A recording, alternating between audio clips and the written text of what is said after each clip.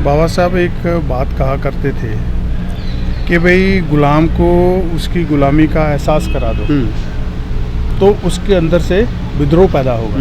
वो विद्रोह खुद करेगा, आपके कहने से नहीं करेगा। मेरे कहने से कोई विद्रोही नहीं बनेगा, मेरे कहने से कोई सड़क पे नहीं आएगा, मेरे कहने से कोई लड़ने मरने को तैयार नहीं होगा। जिस दिन उनके अंदर ये चेतना पैदा हो जाएगी कि भाई हमारे ऊपर जो अन्याय हो रहा है, जो गलत हो रहा है, जिस दिन उनके अंदर ये चेतना पैदा हो जाएगी कि हम इंसान हैं। पहले तो यही है कि हमारे लोग आज तक अपनी जाति की वो जेल से ही नहीं आज़ाद हो पा रहे हैं और वहीं पे छाती ठोके जा रहे हैं। मैं ग्रेट चमार हूँ, मैं ग्रेट फलाना हूँ, मैं ग्रेट फलाना हूँ, मैं ग्रेट। भाई काहे के ग्रेट हो? कुत्ते जैसी कदर है तुम्हारी समाज में और तुम कहते हो हम ग्रेट हो। तुमको शर्म आनी चाहिए। खास करके मैं अपने बाहर जो लोग हैं बैठे हैं, मैं उनको कहता हूँ कि ना तो जहाँ आपको कास्ट के बेस के ऊपर रिजर्वेशन मिल रही है, ना कास्ट के ऊपर जॉब मिल रही है, ना कास्ट के ऊपर आपको प्रमोशन मिल रही है, तो फिर किस इस सेठ को क्यों गले में पट्टे की तला डाल के घूमते हो? मैं दुख से कह रहा हूँ, हमने कोई संघर्ष नहीं किया। अकेले बाबा साहब लड़ते रहे और लड़ते रहे। वो भी महाराष्ट्र से चालू करके छोटा सा एक अपना संगठन बनाया, फिर उसको आगे बढ़ाया।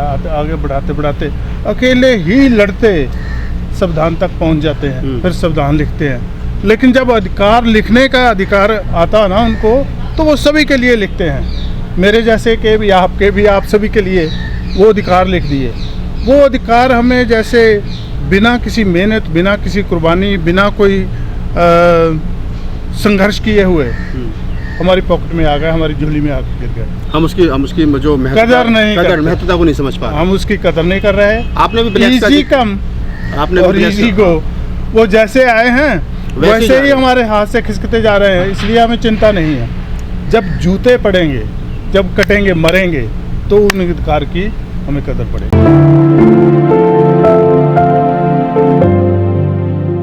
देखिए, जो मैं सोच रहा हूँ वो ये है कि आज बीजेपी की सरकार इसलिए बन रही है कि हम कमज़ोर हैं,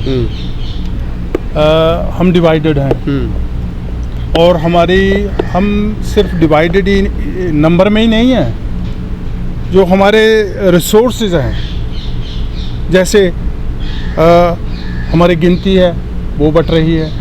हमारे पास जो फाइनेंस है, पहले तो आता ही नहीं, जो थोड़ा आया है वो भी बढ़ रहा है।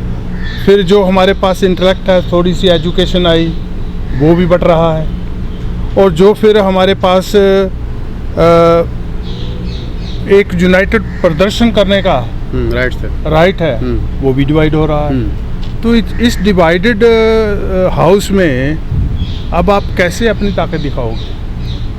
और सबसे बड़ा अफसोस जो मुझे इस बात का होता है कि जिन लोगों को हमारे साथ खड़े होना चाहिए, जिन लोगों को हमारे कंधे से कंधा मिलाकर उनका विरोध करना चाहिए, वो उनकी खेमे में खड़े हैं। तो ये सबसे बड़ी समस्या। क्या समस्या? मतलब उनके लिए डर है, सीबीआई का डर है, ईडी का डर है, या ज़्यादा पैसा नापसन आप कमा रखा है, या मूवमेंट की असली प्रॉपर समझ नहीं है? देखिए, जो भी समाज में अपना राज इस्टेब्लिश करता है, वो अपने ढंग, अपने रंग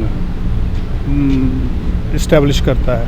आपने देखा होगा कि भाई अमेरिका में लोगों को जगह जगह से खरीद के गुलाम बना के लेके गए वहाँ, और उनके ऊपर जो अत्याचार हुआ उसको इस्टेब्लिश करने के लिए क्या क्या यातनाएं दी गई उन्हें। तो ये जो हमें यातनाएं मिल रही हैं, ये उसी का हिस्सा है। जो लोग हमें अपना गुलाम बनाकर रखना चाहते हैं, जो गुलामी हमारे पर थोप के उसको इस्टेब्लिश करना चाहते हैं, अपनी सुपरमेसी रखना चाहते हैं, ये लड़ाई जो है ना, ये कोई किसी के पार्टी की या किसी के समाज की या किसी की जाति की नहीं है। ये लड़ाई सारी हमारे संसाधनों के ऊपर कब्जे की है। वो सारे का सारा जो हमारे संसाधन हैं उन पे कब्जा अपना रखना चाहते हैं।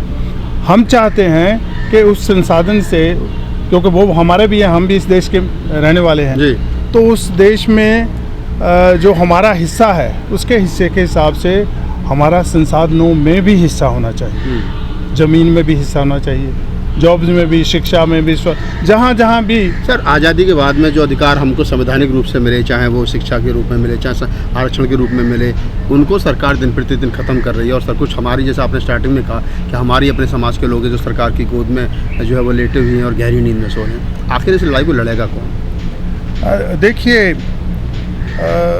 अब मैं ये तो प्रेडिक्ट कर नहीं सकता कि कौन लड़ेगा और कैसे लड़ेगा, लेकिन ये मैं ज़रूर कह सकता हूँ कि जितनी चेतना पिछले 8-10 साल में समाज के अंदर आई है, इतनी चेतना मैंने कभी पहले नहीं देखी थी। उसका कारण ये है, जो मैं समझता हूँ, मैं गलत भी हो सकता हूँ, कि हम लोग किसी मूवमेंट से निकल के नहीं आए। जैसे आप ब्लैक्स लोग की मूवमेंट देखो तो उनका 70-80 साल का एक संघर्ष है, लड़ते आ रहे हैं, मरते आ रहे हैं, कटते आ रहे हैं और फिर उसको आगे बढ़ाते आ रहे हैं, तो जाकर उनको अधिकार नसीब होते हैं। और ऐसे ही आप नेल्सन मंडेला को देखो, 26 साल वो जेल में रहा, कितना अत्याचार उसके लोगों के ऊपर हुआ, तो जाकर उसका एक स्टेटस बना और उसका ये एक अथॉरिटी बनी कि भाई मैं आपसे बात करके।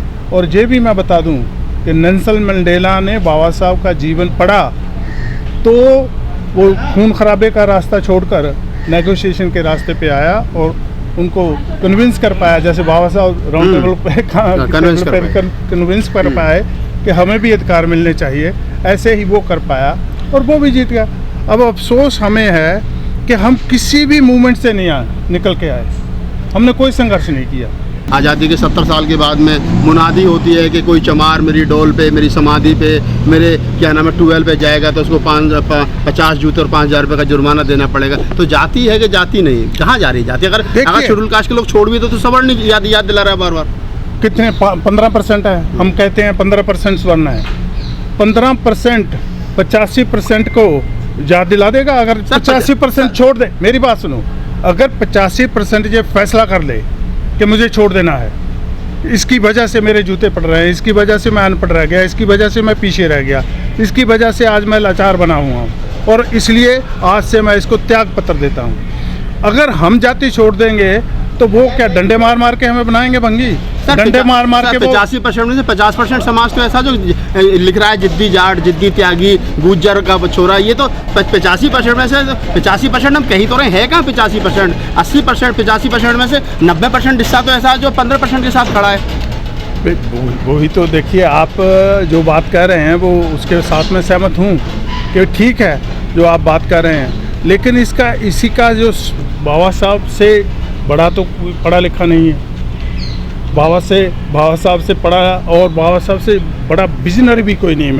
मैं तो भगवान बुद्ध की क्रांति को से ज़्यादा बाबा साहब अम्बेडकर की क्रांति को समझता हूँ कि जिसने जीरो से कहाँ हमें उठा के कहाँ पहुँचा दिया, लेकिन हम नहीं कदर करते उसकी। इसलिए हम बाबा साहब अम्बेडकर ने कंक्लूड किया कि आप लोगों को मैं देश के शासक बनाना चाहता हूँ। कैसे बनेंगे? अगर आप जातियों में बटे रहेंगे तो नहीं बनेंगे, इसलिए मैं आपको बुद्ध धर्म दे रहा हूँ। आप बुद्ध धर्म में जाएंगे, जैसे छोटी छोटी गंदी मंदी नालियाँ एक बार सागर में चली जाती हैं, फिर वो नाले नदियाँ नहीं थोड़ी कहाती हैं, वो सागर बन जाती हैं। आप एक बार सारी छोटी मोटी जातियाँ जब बुद्ध धर्म में आ जाओगे तो आप बुद्ध धर्म एक आपका समाज बन जाएगा, एक आपकी आइडेंटिटी बन जाएगी, एक आपका धर्म बन जाएगा, तो फिर आप अपनी सत्ता को हासिल कर। मुझे लगता है आज नहीं तो कल नहीं तो परसों 2-4 वर्ष में कोई ना कोई सरफिरा पैदा हो जाएगा जो कांशीराम की तरह झंडा लेकर फिर निकल आएगा और फिर कारवां लाइन पे आ जाएगा। जो आज डीरेल हुआ दिखाई दे रहा, ये फिर रेल पे आ जाएगा। बहुजन राजनीति हंसी पे क्या कहोगे चलते चलते? बहुजन राजनीति में भी देखो, अगर बहुजन राजनीति को संभालने वाले संभाल लेते तो जो बिखराव नहीं होता। अब उसमें भी कोई ना कोई ऐसा चोट खाकर या ऐसा ठोकर खाकर खड़ा होगा और कहेगा कि हट जाओ पीछे सारे, मैं चला हूँ, आ जाओ मेरे साथ, होगा, चलेंगे लोग।